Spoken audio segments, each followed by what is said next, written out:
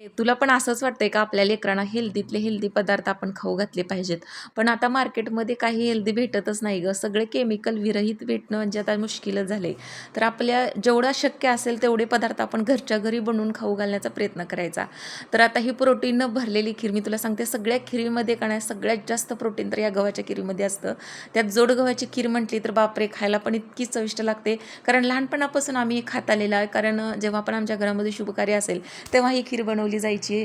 तर इतकी चविष्ट लागते खायला आणि करायला तर तेवढी सोपी आहे बरं का. तर जोडगो आता मार्केटमध्ये कुठेही भेटतं. अर्धा किलो इथं जोडगो आणलेला आहे मी.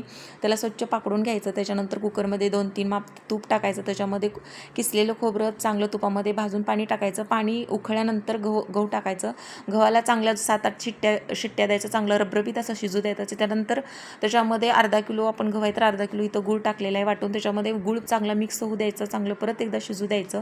परतून विलायची पावडर आणि बडीशेप पावडर